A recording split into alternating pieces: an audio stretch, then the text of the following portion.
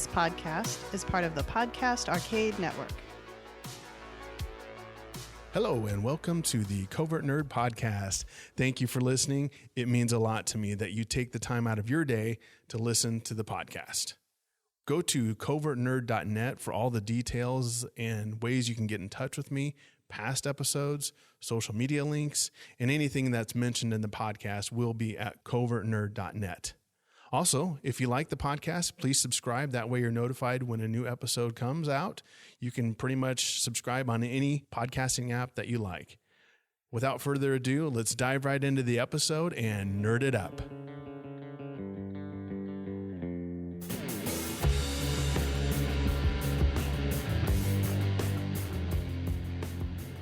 Let's get started with the book. So, and real quick, we have some first-time viewers. Do we want to kind of go through this again with them real quick? Okay, so real quick, we'll be reading through the book. You can see it on screen. And when we get to decision, simply type what you want us to do into the chat box, and we will be your humble servants and go where you tell us to go. Yeah, exactly. So without further ado, my hip just cracked. Welcome to getting old, guys. So you start with page 1. Oh, Matthew says Rami is the best. Yes, I agree. Rami is the best. I mean, there really isn't much debate there, I think. No. He is the best, with Rio being a close second. Oh, yes, they would duke it out. I mean, but they're best friends. They are. I mean, at least in our universe, the Megaverse. So we start with page 1, and I'll go ahead and start. We got our map. We're heading to Tibet. You've just finished a correspondence course on how to be a private investigator. While you're at home one day, don't you love that? 80s were great. Correspondence course. Okay, while you're at home one day wondering what your first case will be, there's a soft knock at your front door. When you open it, you see an old man standing there. Can I help you, you ask? May I come in, he says. There's something I must ask you. You help the old man to a chair, and he sits down with a heavy sigh. My name is Bertram Buckingham. Speaking of British names. All right. Bertram Buckingham. Bertram. I got your name from the referral service of your correspondence school. I have a job for you, one that will send you on an adventure beyond your wildest dreams. And all expense paid, I might add. Now you have my interest. I haven't had much Wait, experience. It's free? It's free? Yeah. Sign me up. I'm a correspondence course guy, so I'm into a bargain. My diploma only cost $9.95. I could have bought Pop-Tarts or got a diploma. I chose diploma. 3 easy payments of $3.99 or whatever. Call now. Anyway, okay. I haven't had much experience yet. You think? That's perfect, Mr. Yes. Buckingham interrupts. I need someone with a young, fresh mind. Sounds interesting. Tell me a little bit about the case, you say, pulling a chair over next to Mr. Buckingham. So we turn the page. It all goes back many, many years to 1942 to be exact. During the Second World War, he says, I was in the British Army then, stationed in northern India. I was put in charge. Yeah, no I was scared you'd fall for the other guys. Good point. Yeah, just imagine. Maybe that's a typo, and there's only like 10 of them made. I was a Nazi in the German army. Oh, whoops. Whoa, story's over. My correspondence course didn't cover this. Whoops. I'm not working for Nazis. Anyway, sorry. I was put in charge of 2 Germans. They weren't Nazis, but we were holding them until the end of the war. One night they escaped and headed north toward the Himalayas. Since they were in my charge, I followed them all the way through Nepal and into Tibet. I lost their trail in a blinding snowstorm, but stumbled into the valley called Sing Ling La. In the midst of the snow-covered mountains, it was an almost tropical oasis, plants and flowers everywhere. In the center was the perfect jewel of a monastery. There I saw an amazing sight, one that has haunted me forever. All right, so we go to page 10. So we're laying out the story. All right, what did you see, you asked Mr. Buckingham. The monks there could levitate themselves. Rise up off the ground and stay there, he answers. I saw it. They even tried to teach me how to levitate, but I still hadn't found the Germans, so I had to continue my search. This guy's dedicated to his cause. Yeah, he's like, I don't want to fly. I want to find Germans. I don't care what I'm looking for. If somebody came up to me and was like, hey, man, I'm going to teach you how to fly, I'll be like, I just stopped everything else. Nothing else matters. But what's this got to do with today, you ask? I've told this story many times, particularly at my club. Of course he's in a club. And you know who else is there? Hubert Crossley, another member. Hubert! I hate you. Another member and a millionaire has often teased me about it. Buckingham hesitates, looking uncomfortable. A month ago, in a weak moment, I bet my entire fortune against his. If by this time next year I can't scientifically prove that levitation is possible, then everything I own becomes his. And he has it in writing. So he has it in writing, too. This isn't just a handshake. That's a heck of a bet. No kidding. Man. Sometimes something tells me your first case isn't going to be easy. Where do I come in, you ask? Well, Eddie, this goes to page 76. So do you want to tackle that one? Or you want me to keep going? I'll start at 76. Okay. By the way, fun fact, my second favorite number is 76. Ooh, second. What, do I dare ask what your first is? You can ask, but I'll never tell. Okay. Psych, it's 77. Look at that. Who knew? Oh, okay. All right. So here's 76. Here we go. Buckingham suddenly looks hopeful. You have to go to Tibet. Find the valley of Singling La, and either learn to levitate yourself or bring back someone who can. I drew a map of Singling La's location despite me not knowing how to draw maps that I will give to you if you agree to go. Why go all the way to Tibet, you ask? Because you're lazy and only believe in correspondence courses? I've read about spiritual groups here in the city who say they practice levitation. This is all like code because they all get high. Yes. You know that, right? Oh, yeah, definitely. They say they can levitate, replies Buckingham grimly, but they all fail in front of Crossley's scientific panel, which, by the way, I said this before, but I'm going to say it again. Crossley Scientific Panel is the only scientific panel that endorses the Covert Nerd podcast. There you go. Doctors approved. That's a fact. That's an Eddie fact. Which means it's a lie. Then why don't you go to Tibet, you old man, you ask? No. I'm too old and tired, said Eddie. I mean Buckingham or Birmingham. I'd never make it. That's why I need you. Still, it would save a lot of trouble if we could find someone closer to home, you offer. Well, give it a try if you want. Perhaps this will help. Buckingham hands you a newspaper clipping, dated a few days earlier. There's a photo of a woman over a short article. Sylvia Morrison, the noted anthropologist, has just returned from a trip to India. I almost said Indiana as a nod to Matthew. Trip to India and the Himalayas, where she has been studying the phenomenon of mental telepathy and levitation. If you come to my house tomorrow, says Mr. Buckingham, I'll give you the map and a check to cover your expenses. Ooh. The part of you that loves correspondence courses is now suddenly interested. Yes. A check, you say? Yes. You got to pay for that $9.95 diploma. Listen, my diploma that could have bought a box of Pop-Tarts needs to get paid for somehow. I'll give you the map and a check to cover your expenses. By the way, you might see a Mr. Snide at the Museum of Natural History. He's the curator of the Tibetan collection. You shake hands with Mr. Buckingham and show him to the door. I'm counting on you to help me, he says. Here we go. All right. Kids, you ready? You ready to get your decoder rings? I figured that's where mental telepathy originated from, with Indiana. That's where you get your superpowers are mental telepathy. I'm just saying, you know what? Isn't Stranger Things set in Indiana? Oh, I think it is. Let's see. Wow. Matthew with his secrets. Tell us your secret. Anyway. Good job, Eddie. I tell you, I can connect the dots. Viewers, kids, right now, listen. Here's your first choice. Right now, get ready. If you decide to call Sylvia Morrison first, turn to page 5. If you decide to go to the museum first, turn to page 68. Now, we remember what we did last time. Yes. So we may override the choice here just so we can get this story going in a different angle, bending the rules here of the choose your own adventure. But let's just see where people take it. And like Carolyn said, do you have a coin? The answer? No. Yes! We have a real coin. I'm going to get it. Yes. Ugh. Otherwise, I can get us a virtual one. Give me some real coins here. I got a coin. Oh, sweet.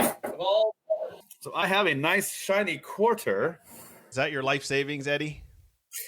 Listen, about now it is. My life is I'm going to owe the Grim Reaper, man. He's going to show up. He's going to be like, man, I can't take you till you pay me, son. Oh, Matt says 68, but Carolyn says Ooh, all right. We are split so far. And Carolyn, good memory, remembering what we did last time. I know, she's better than I. I had to go back and listen for a second. Good job, Carolyn.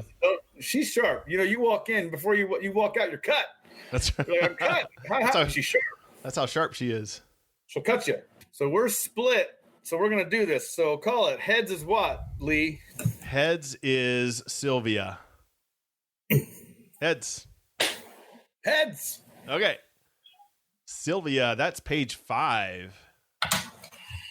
Page 5. So I'll take this one. You look up Sylvia Morrison's number in the phone book and call her. Eddie, what's a phone book?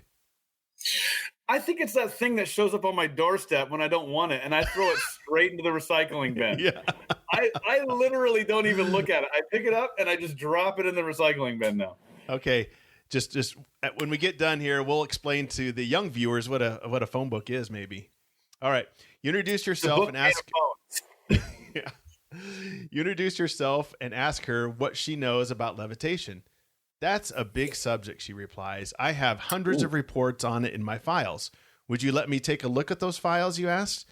I'd be glad to show them to you sometime, she says, but right now I'm packing for a trip and I don't. In that case, I'll be right over, you say, slamming down the phone.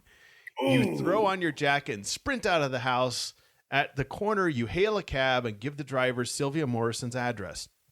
Halfway there, you notice that another car is following the cab.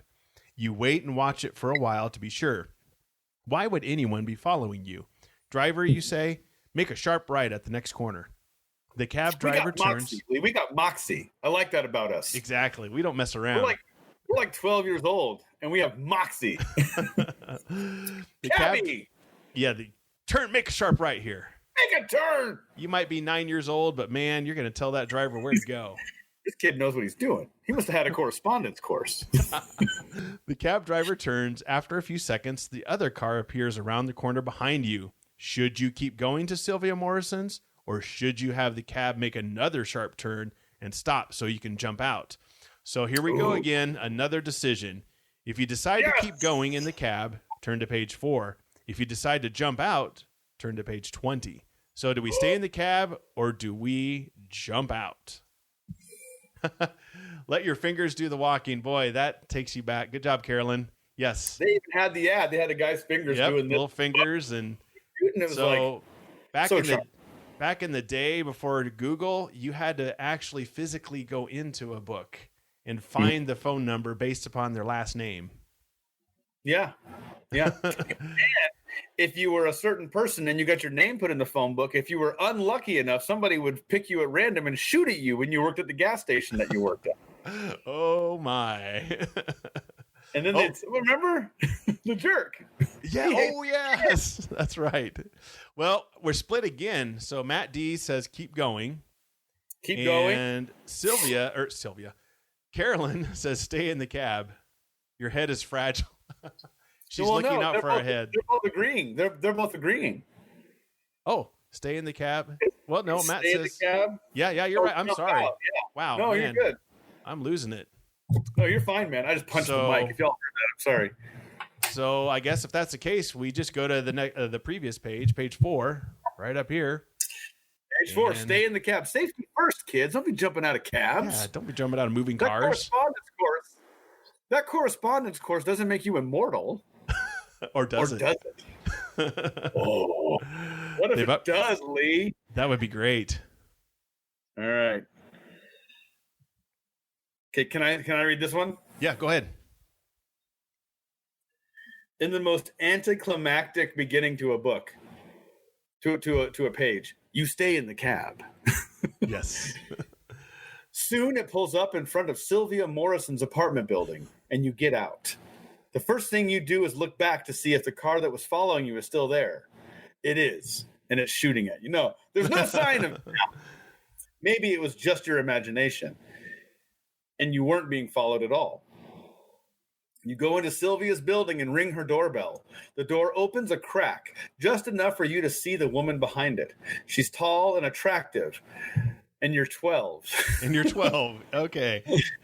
With short, dark hair and blue eyes. You guess she must be about 30, thanks to your age and weight guessing course you took on your correspondence course. Oh, my. What do you want? She asks nervously. I'm the one who you called on the phone 15 minutes ago, you explain. You could have given her your name. Yeah. I can't talk to you now, she says. Basically, that just summed up my my dating life right here. I can't talk right now. I can't talk to you now. But it's important that you start. All right, then, come in quickly, she says, opening the door. Man, we're persuasive. I know. Didn't even We got like a 30 charisma on this sucker. This correspondence course. Did you see Matt's comment? Why is someone shooting at these can't see? He knows. He knows. The people in Indiana are clued in. 72. Right. 72. I'm getting a knock. Turn it up. All right, let me find 72 here. There we go. All right, I'll do this one. Sylvia Morrison slams the door and stands with her back against it. What's wrong, you ask? I just got a phone call warning me that someone's after me. You mean trying to kidnap you? It's a long story. I'll try to make it short. Sylvia says with a sigh, I agreed to help a man called Crossley with some research, finding this place in Tibet. I took the job before I found out that Crossley is dangerous, very dangerous. I found out from a friend, Snide, at the museum. Snide has been buying Tibetan art from Crossley before he found out that Crossley was really a smuggler of stolen art. Crossley somehow found out that Snide was wise to him. You don't hear that very often. He's wise. This is written in the 80s, though, you know? I know. Now he has Snide terrified. He's threatening to kill him. Now he's threatening to kill him, and I'm afraid Crossley's found out that I know about him. Fortunately, I know some people in the underworld. That's a lie. Yeah. I know some people in the underworld. I'm going to try to work that line in the next time I have a conversation with anybody. I'm going to be like, fortunately, I know some people in the underworld. They just warned me to leave. Well, let's go, you say. I'm afraid to go out, Sylvia says quietly. Is there another way out of here, you ask?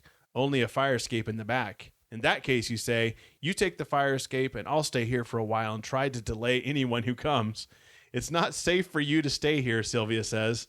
Okay, another path here. I took delaying someone as a elective on my correspondence course. It's a delaying tactic. Yeah. I got an A in delaying at my correspondence course. Like the first class is called what's look behind you, what's that? Whoa! What is that? What's All right. that? So if you go with Sylvia down the fire escape, go to page 71. If you stay in the apartment until she gets away, turn to page 93. So basically, are you going to be a shield or do you run for your life? What do you do? Fortunately, I know some people in the underworld. I mean, you have to work that in. Please make this a title of this podcast. Fortunately, I know some people in the underworld. Or tonight, before you go to bed, somehow work that into a conversation with your wife. With your kids or something. Yeah. Fortunately, I know some people in the underworld. Dad, I want a new doll. Hey, fortunately, I know some people in the underworld. So we have a good friend and friend of the show, Carolyn Daly, saying, "Meat Shield." Matt, coming back. Oh! Fire escape. No human shields. We got a split. We got a split here. All right. So I busted up the old Covert Nerd coin. We need to have an actual coin with your logo on it. We do. Huh. Here we go. So what's heads? We should do Carolyn Meat Shield as heads. Yes, you got to. Oh. Here we go. Tails. Matt wins. Run, Forrest, run. Run for that fire escape. Let's see, it's page 71. Old Indiana Matt may have led us astray here. Sylvia has a head start. There's a reason why. She knows why she's afraid. Yes, she's running. Sylvia has a head start and is halfway down the fire escape before you're even out the window. Sylvia's fast. Whoa. She learned that in a correspondence course. Yeah, running. You scramble down the fire escape into the dark alley behind the apartment building. At the bottom, there is nothing around you but shadows and silence, which we know are two things in Choose Your Own Adventures that you should be terrified of. Sylvia, you whisper. Oh, God. Sylvia, you whisper. I'm over here, she answers. This is like such a... You start toward her. Apparently, this wasn't covered in your correspondence. No. You start toward her. Suddenly, in the dim light, you become aware that you are surrounded by shadowy figures carrying submachine guns. Whoa. How metal. Yes. You're such a threat to these guys. Your 12-year-old self, with your correspondence degree. Submachine guns. Get the map, one of them snaps. Then you hear Sylvia scream, no, I don't have it. You move toward her when two men grab you, push you against a wall, and search you. This one doesn't have it either, one of them calls out. Then finish him off, a harsh voice orders. Now, wait a... I like how petulant we are at the very end. Uh-huh. You start, but you never manage to finish the sentence. A burst of machine gun fire takes you off the case. Oh, we ended up being a meat shield anyway. I know, right? Wow, I love that. You never know. You are gunned down in an alley. Carolyn, correspondence class, run faster than everyone else so they get taken out first. Exactly. Trip the guy behind you and then run. Yes. Wow, so, I love that. Yeah, we got shot. We got shot.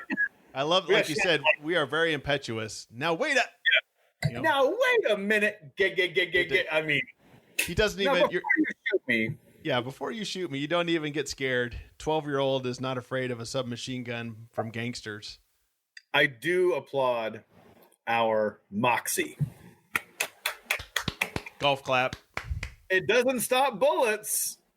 But oh, I love it though. But so if you were doing this in real life, or if we were reading this, 12-year-old, 11-year-old you would flip back a page or two and try another one. Yeah. But that's no way to go. Yeah, exactly. So do we want to try it again, or do we want to go switch over to another book? I mean, we are a listener-based show on this episode, so I guess we can leave it up to them. My vote is let's get into some Abominable Snowman action here. We did this last. Let's do some Yeti. I almost said Eddie action. Let's get some Yeti action on.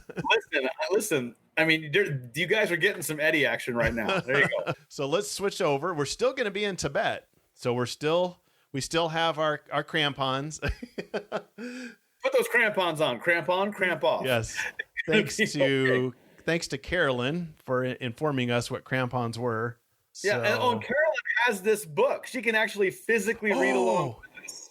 Yes, that's right. Yeah. Matthew Downs echoing our sentiment. Would you like to build a snowman? Would you like to build a snowman? An Eddie man. So we just cover Eddie in snow and put him out in the front yard. Listen, you can't build an Eddie man unless you have a healthy dose of sadness. I'm just saying. All right, so we've got The Abominable Snowman by R.A. Montgomery. Very British. Teeth for your shoes. Shoe teeth. Here we got our lovely map. So again, we're still in Tibet. Actually, in our previous wow. I can't do it tonight. In our previous book, we didn't actually make it to Tibet. So this time we are. We couldn't get out of the starting gate. I know. We got literally gunned down before we got started. We were like at the base camp, like, hey guys, what do you think of the chili? Exactly. Let's turn to page 1. I will go ahead and get started, Eddie, and then if you want to jump in here in a couple of pages, sir. We'll split it up. So you are a mountain climber. 3 years ago, you spent the summer at a climbing school in the mountains of Colorado. Your instructors said that you had natural skills as a climber. You made rapid progress, and by the end of the summer, you were leading difficult rock and ice climbs. That summer, you became close friends with a boy named Carlos. The two of you made a good climbing team. Last year, you and he were chosen to join an international team. The expedition made it to the top of 2 unclimbed peaks in South America. One night on that expedition, a group was seated around the cook tent at the base camp. The expedition leader, Franz, told stories of climbing the Himalayas, the highest mountain in the world. They form a great natural wall between India and China, with Nepal tucked amid its peaks. Everest, K2, and Annapurna are the best-known mountains in the Himalayas. These and many other peaks have been climbed. Still others lie in a remote area where few men have gone. There, said Franz, in the high valleys beneath the snowfields lives the Yeti, sometimes called the Abominable Snowman. The Yeti is said to be a huge beast, like a cross between a gorilla and a man. Franz told of how people who have seen the Yeti cannot agree on what it's like. Some say the Yeti is dangerous, ready to carry off the unwary. Others say the Yeti is gentle. The best evidence of the existence of the Yeti is large footprints discovered in the 1950s by a British expedition. No one has ever photographed a Yeti. No one has ever really seen one of these creatures, but the stories persist. We have the 3 mountains there, Everest, K2, and Annapurna. And nobody has actually seen the Yeti or taken a photograph yet. So that's our setup. They haven't seen a Yeti, but you have seen an Eddie, and I can only say, I'm sorry. Oh, hey, remember I think I mentioned this last time, they don't have the K-12 on there from Better Off Dead. I know, right? And we know the sage advice from Lane Meyer's best friend, whose name escapes me, but he goes, go that way really fast. And if something gets in your way, turn. Wiser words have never been uttered. That's the way I'm living my life from now on, Lee. Exactly. I'm gonna go that way really fast. Yetis are nice as soon as you pull that bad tooth. Carolyn coming in strong with the Rankin Bass reference. She knows how much I love the Rankin Bass Christmas special. You do too. Giant heart. You want to make a Yeti your best friend, yank out a bad tooth. That's right. All right, Eddie, do you want to tackle page 4? I will indeed. Number 4 is my second favorite number. You and Carlos decided then and there. There's no debate. You didn't waffle at all. There's no talk. Then and there, you didn't even talk. You both are so connected with your climbing knowledge, your climbing acumen. You're like, he knows. To find the Yeti. When you returned from South America, the two of you raised money from the International Foundation for Research into Strange Phenomena, which, by the way, please exist. Oh, yes, please. Your goal, proof positive that Yeti exists. You will find and photograph the Yeti, or Carlos will die trying. Why does Carlos have to die? Exactly. And that is what brings you to Kathmandu, the capital of Nepal. Your problems, though, have already begun. Hashtag Eddie Life 2020. Your problems, though, have already begun. 2 days ago, Carlos left by helicopter to look over the terrain near Mount Everest. The helicopter returned without him. Sans Carlos. That's a math problem right there. That is, yes. So, a helicopter leaves with Carlos. Then it comes back without Carlos. How many Carloses does helicopter? I don't know. Write this equation out. If Carlos is X, without him, the pilot told you that Carlos decided to stay up at the Everest base camp for the night to check out a report that a Yeti had been seen. He had a radio transmitter, but you have received no word from him. The weather turned bad, and radio communication was interrupted. You have written for an appointment to speak with R.N. Runal, the Director of Expeditions and Mountain Research, and an authority on the Yeti. You have told him of your plans. You need permission for the expedition and advice and information from Runal. But what about Carlos? What about him? See? All right. You already sell. If you decide to cancel your meeting with Runal and search for Carlos, turn to page 5. If you feel that Carlos is okay and go ahead with your plan to meet Runal, turn to page 6. All right. This is where we need your help. Where are we going to go? Last time, I think, didn't we decide Carlos was okay? Yeah, we went to. Yeah. We went to page 5 last time. Right. So I'm just telling people now, last time we went to page 5, we might want to mix it up and go to page 6. I agree. Oh, and Carolyn coming in strong. Suck it, Carlos. Wow. She's brutal. I guess we are going to, oh, hey, here, Eddie.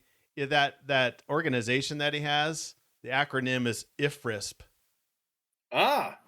Is what it stands for. So, like it. IFRISP. IFRISP. So we'll use that as a thing from now on. We have unanimous consent from our viewers. Turn to page 6. 6. Carlos, sorry. Listen, Carlos, at the first sign of weirdness, we're going to leave you high and dry. Yes, we're a good friend. I'll take this one. You walk down a street bordered by tall pines. They are green-blue, and the branches and needles are very fine and delicate. Hanging from upper branches are what looks like huge tear-shaped blackish-brown fruit.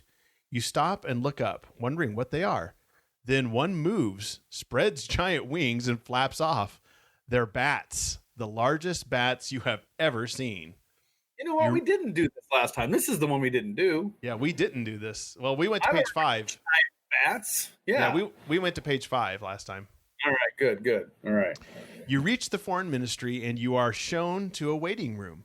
You wait a few minutes and then are ushered in to meet R.N. Renell, Director of Expedition and Mountain Research for the Nepalese government. Welcome to our country. We wish you success, but I have some bad news. The expedition you have proposed could be very dangerous. You look at him, not knowing what to expect. Go to page 7. Recently, a large expedition set out without telling us that they were going after the Yeti, says Renell. They used guns and traps and tried to kill one of them. The Yeti are angry. You interrupt him by saying, Mr. Renell, we just want to find a Yeti. We have no intention of ever hurting a Yeti. I know that. We have checked up on you. That's funny how he's investigated you. They look at you. How could looking into you tell them you're not going to hurt a Yeti? They'd be like, well, how many Yetis have reported him assaulting them? Well, none, sir. Okay, well, good. Then he's friendly to them. He's okay. Let him do it. Has he broken into a Yeti's home and stolen things? Maybe he took a correspondence course on how to investigate somebody.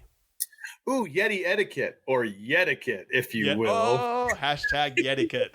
Oh, I love it. Etiquette. Put it up there quick. Lee, type it in the comments. Hurry. Hashtag Yetiquette. Hashtag Yetiquette. All right. Copyright Nerd 2020. It is a shame about the others. I must advise against going into Yeti territory. I could arrange a trip for you into the Teria region out of the mountains in the jungle area. You could photograph and study the tigers. They are famous and also dangerous. Later, perhaps you could conduct the expedition you are leading. So if you decide to go ahead and go on the expedition for the Yeti, turn to page 13.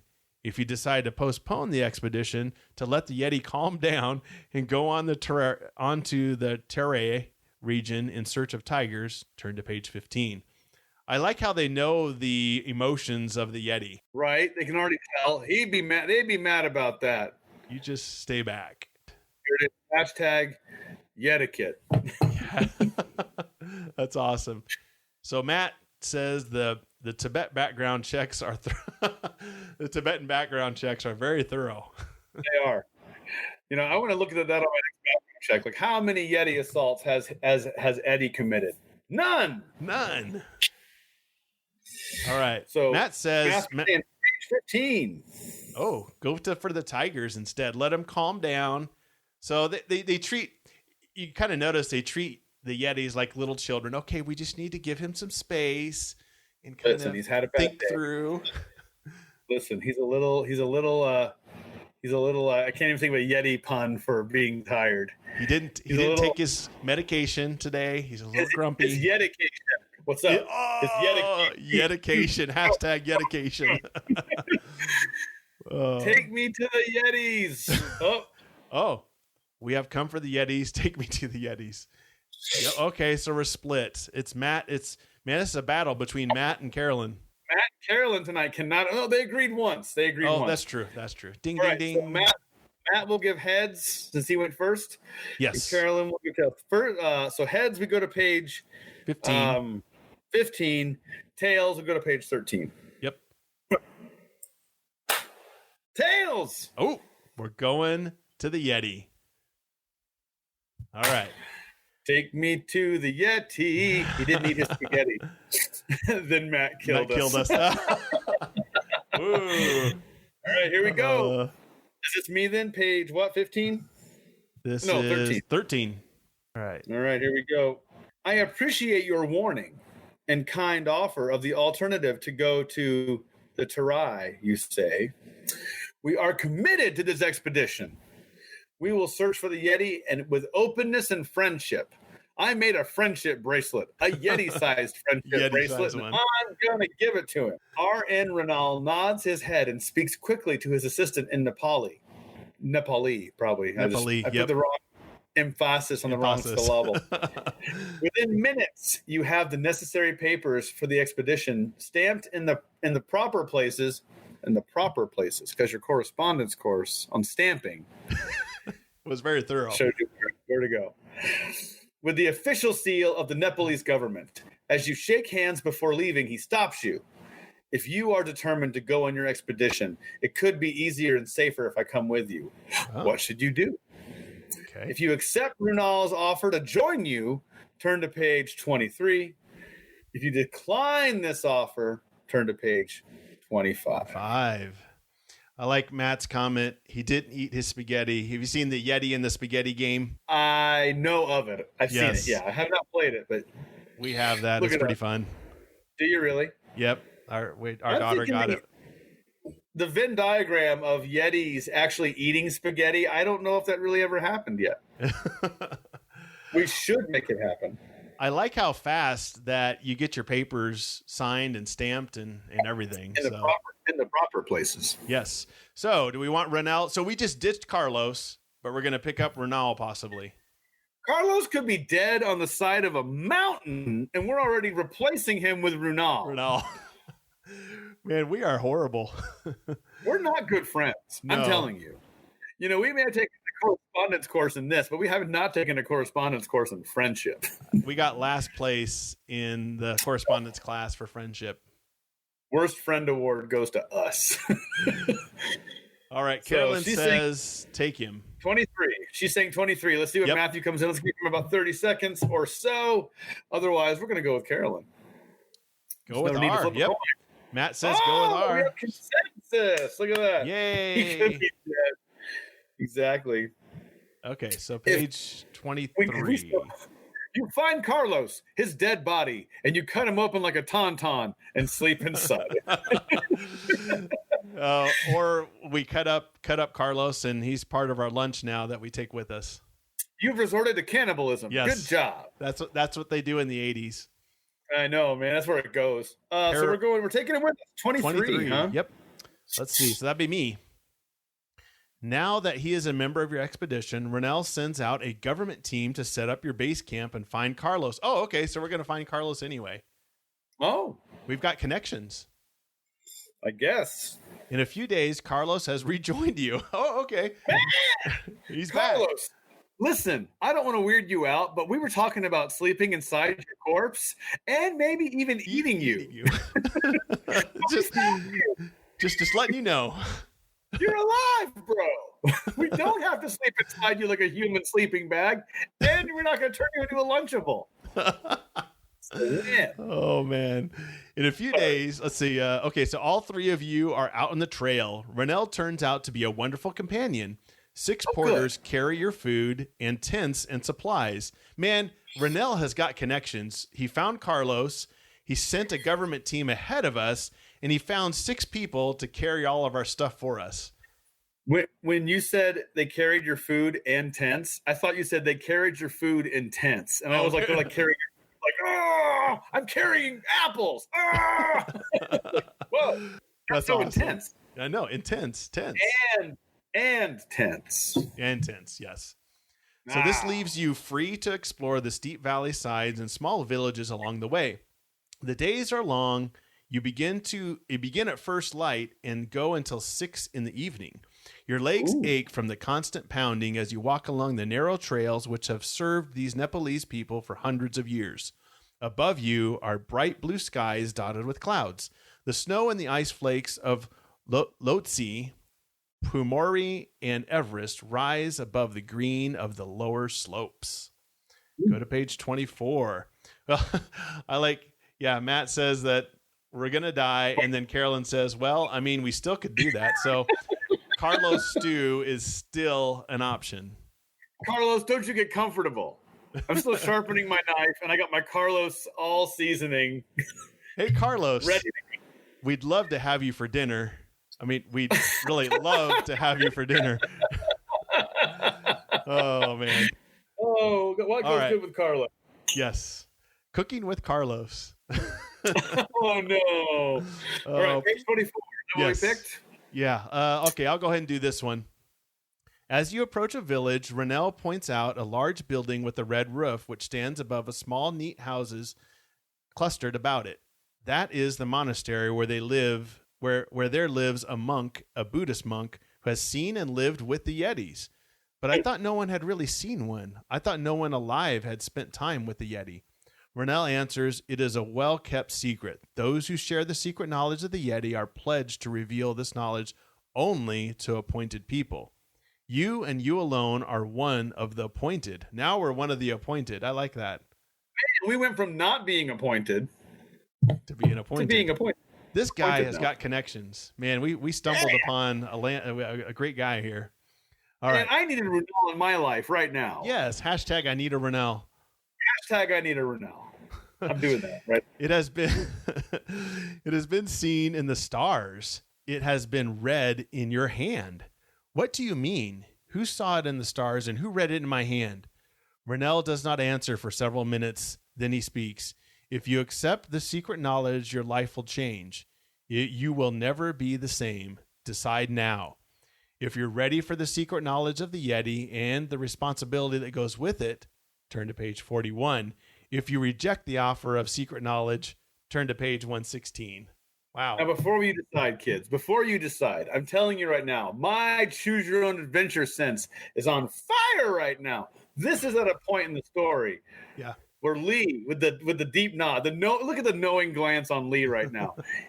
This is the difference between continuing our adventure and flying off of a cliff on a mammoth that's on fire. Yes. That's I love that picture. Listen, please. And then I'm gonna hire some. You know what? I'm gonna hire Jeff Munn to draw you and me riding a flaming mammoth off of a.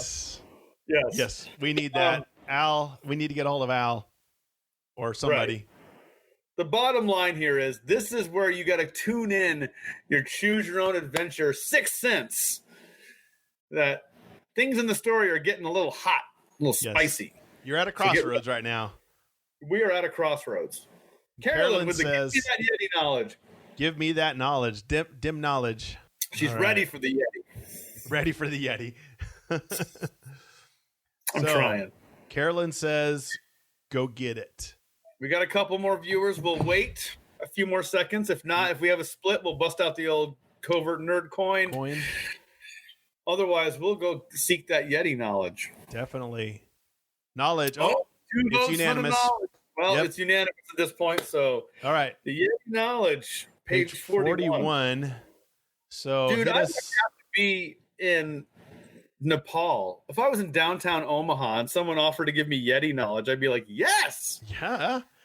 If someone asks if you're a god, you say yes. You say yes. Yeah. All right. I'm waiting for my phone to. Here we go. Okay. Oh, man. See, this is where we may have chosen wisely. It keeps going.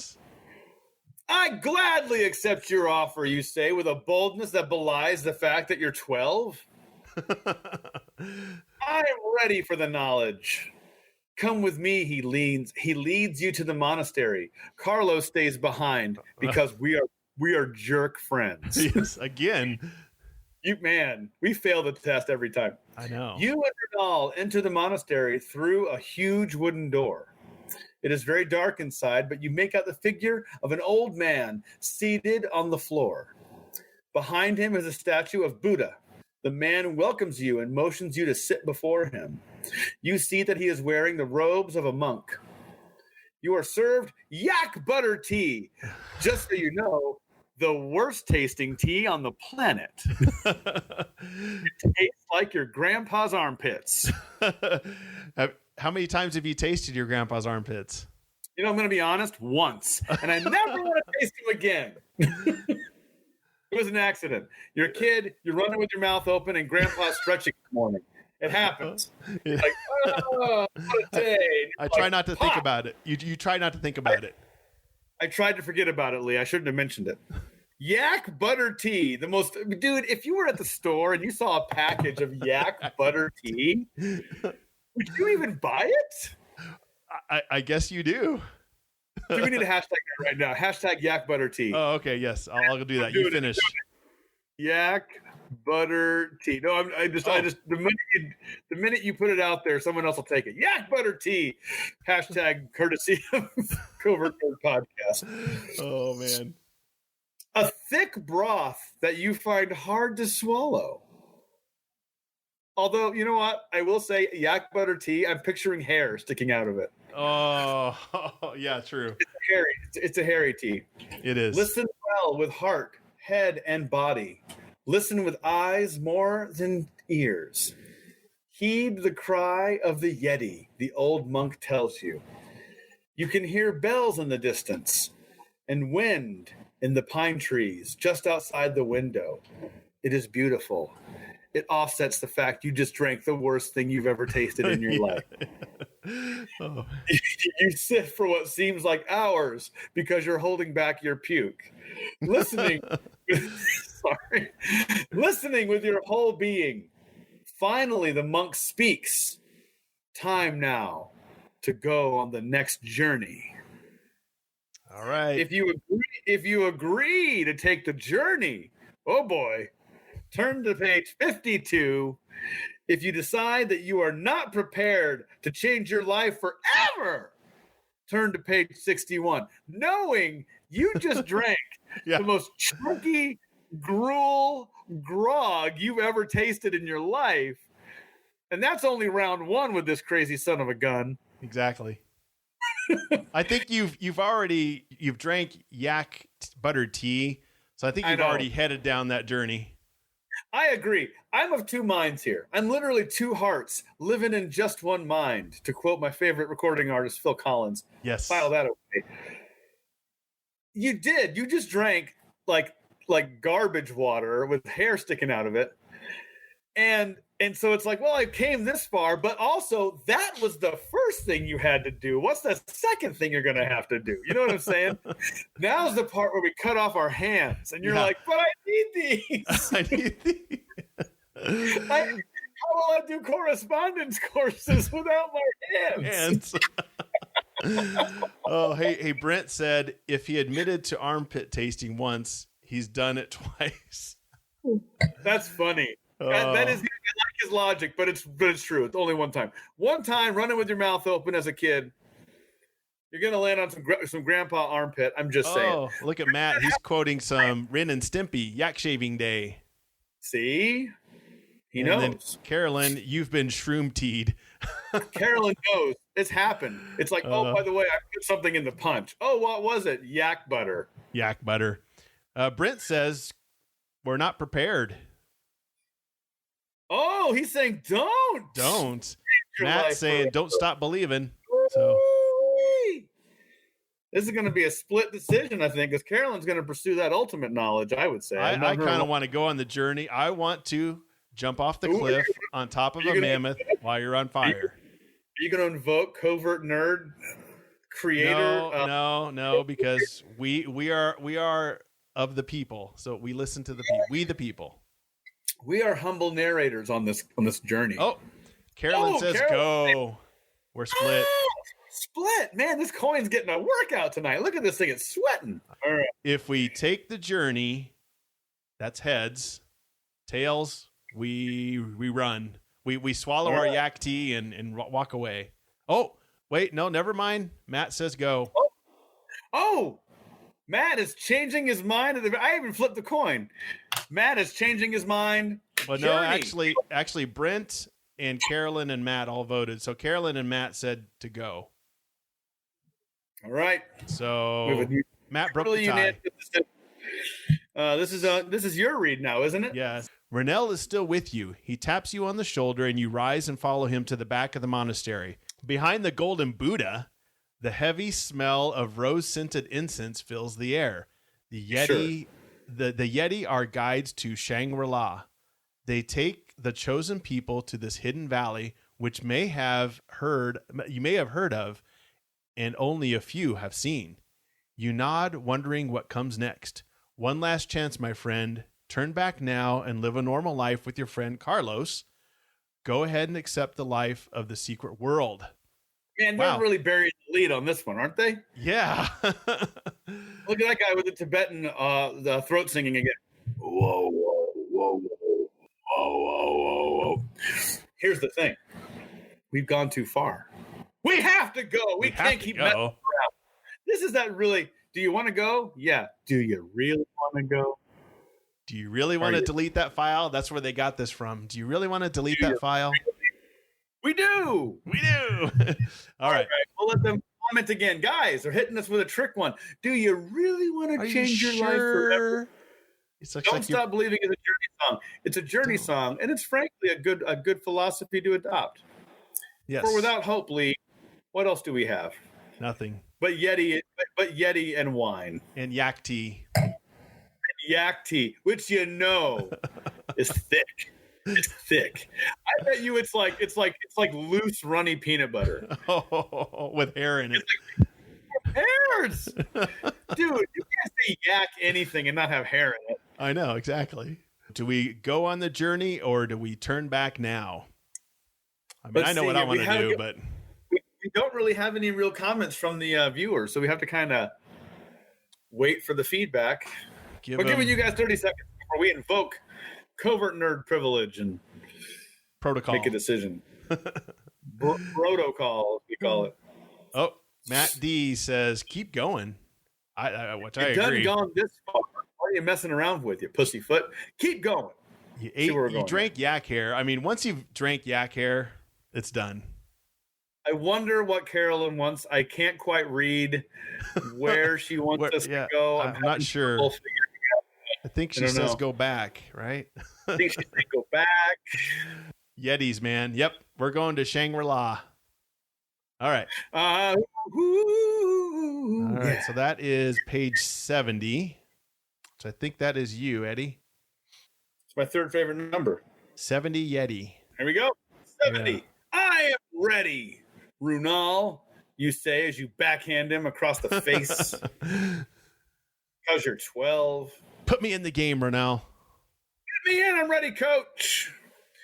Runal taps 3 times on the back of the Buddha near the spot where its skull and neck join. Why couldn't they just say head? Head, yeah. Skull. Yeah. Matt, just figuring out that my name rhymes with Yeti. Yes. No, I'm kidding. Yeti. I'm totally messing. That's weird they say skull and neck. Anyway. Yeah. Skull and neck join. It makes a clanging sound as if cymbals are being struck. Wow. Wow. Look out. Before you stands a creature who is 7 feet tall, named Al Garrison, with broad shoulders and a huge head. His face is gentle and kind. You are not frightened because you are a 12-year-old badass. Exactly. You turn to Runal. He smiles and says, "This is Zodak." What? From He-Man? How'd he get here? I didn't know he was 7 foot tall. He's a big boy. I guess. He is your own special guide. Follow him. He will take you where you must go. Can I say goodbye to Carlos? No, No. he's dead to you. You're a bad friend. It is not usual. I do not advise it. It might upset him and you. But if you wish, go and say farewell. Here's the thing, guys. Always say goodbye. I'm sorry. Like, never be like, maybe I should just vanish and not ever give this person closure. Oh, man. Yeah. Now's the time. Do you be a good friend? Are you a bad friend? Now, here's another thing about Choose Your Own Adventure, kids. Tune into this. This is where they kind of dangle it in front of you. I don't know. I have my thoughts. Yeah. Because he kind of warned you, like, it's typically we don't say goodbye. No. Carlos is waiting to kill you for leaving him behind. I know. Exactly. We know we're not a good friend because, we ditched him. Yeah, my personal philosophy is you say goodbye. In this story, I think it might be a mistake. Yeah, I agree. I think something's going to happen if you go back.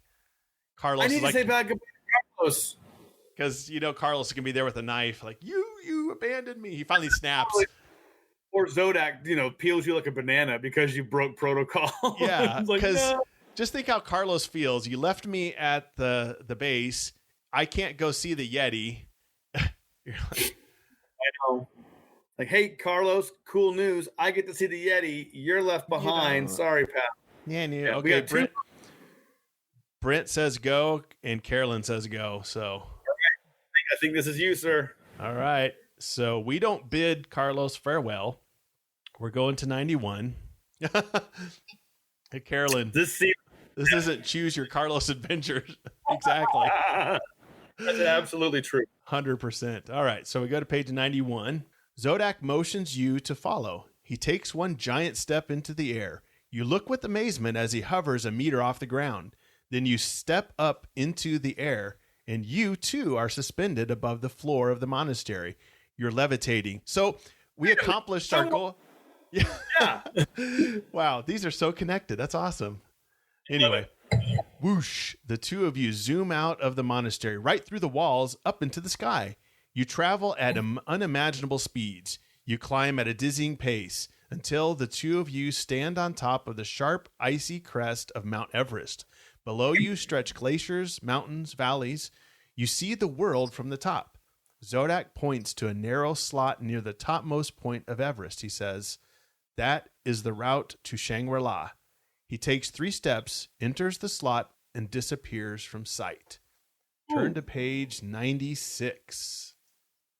Let's see. I just got to say, we are deep into this. I know. Wow. We don't mess around. Matt told us we should have said goodbye. I know, Matt. You were outnumbered, buddy, by 1. Sorry. You take one last look at the earth about you.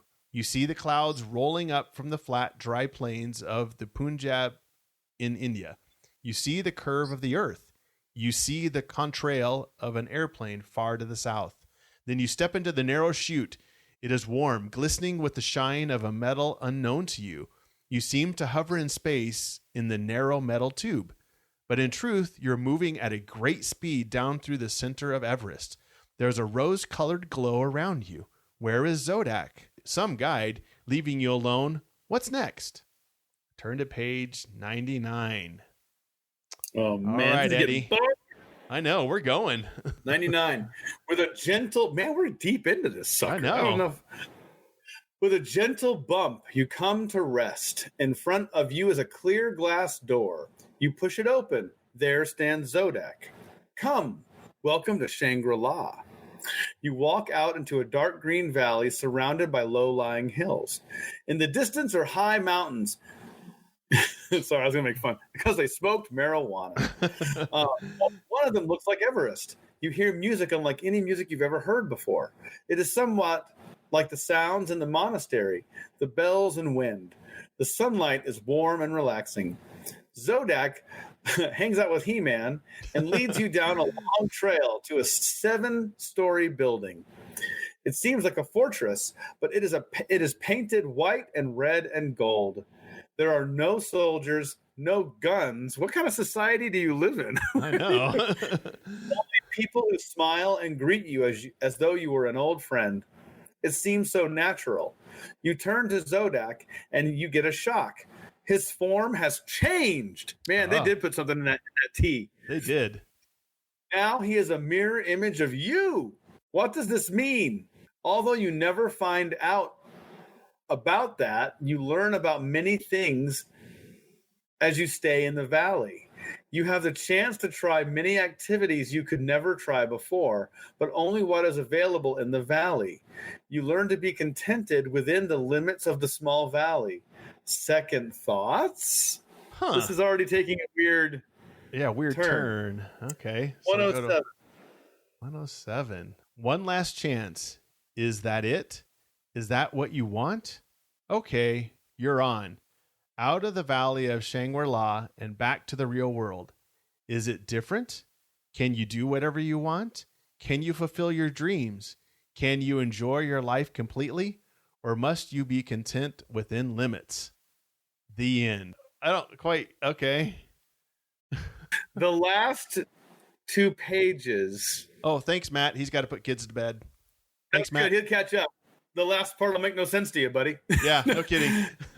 The last 2 pages of this, or last 3 or 4, took a real weird turn on us, didn't they? Yeah, it was kind of out there. You know, they were saying try different things and second thoughts. What this is a sign of the times, and this is where I'm going to get a little like I'm going to sound like old, but like this is where like this is right in the cusp of the late 70s and early 80s when like space, like 2001 A Space Odyssey was like on fire, and those real heady like science Planet of the Apes, and they just decided to go real like meta. This is where they didn't know how to end it. They're like, like let's get crazy. Super vague. Yeah, he's like, I think this has 23 endings. I was like, I need another ending. Okay, let's just this. I was on this high back in the 70s, and he just kind of writes about it. Yep. You see Brent's comment. This is turning into Cannibal Holocaust. Yep. Oh. Yeah, man. That was a real weird ending. So basically, Zodak, you were transported to a perfect society that was hidden in the middle of the Shangri-La. Of Mount Everest. That's where Shangri-La is at. And I guess Zodak was a Yeti? Is that what it... But he also turned into a mirror image of you? Yeah, I don't quite... Let's see, where was that? 99, yeah. Yeah, you turn to Zodak and you get a shock. His form has changed. Now he's the mirror image of you. What does this mean? Yeah. I don't. Yeah.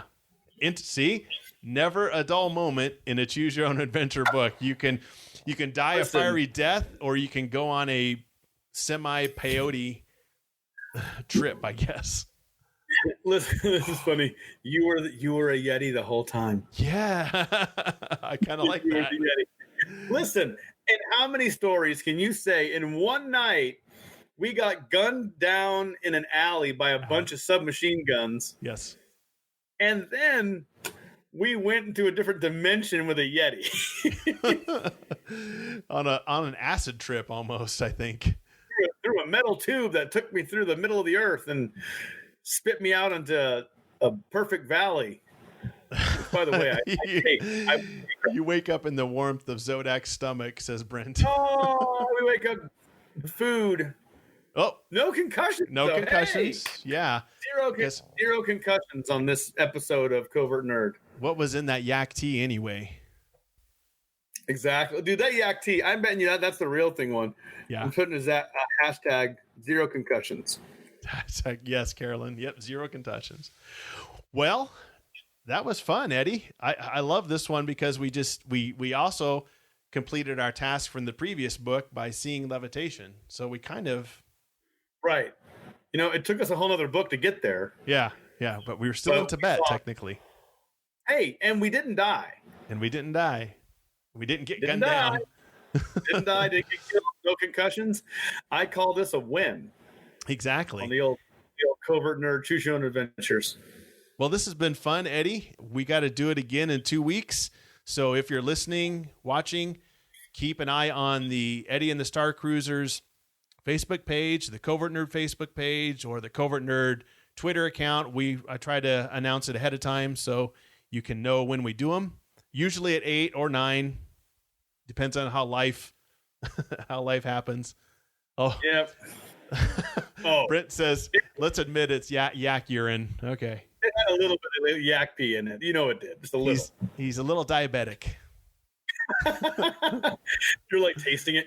Wait a minute. Did he have asparagus? Are you feeding this yak asparagus? Oh, man. Now we've gone there. Sorry. So anyway, check out Eddie's podcasts, the Paranormal Dads, Make Eternia Great Again, Daydream Instruction Manual. Check out the Covert Nerd podcast. And Carolyn says, thanks, gents. Blast, as always. Love from Colorado. Right back at you, Carolyn. Thank you for joining us again. Yeah. All right. Well, thank you for joining us. Well, until next time, we'll nerd it up again next time. See ya. See ya.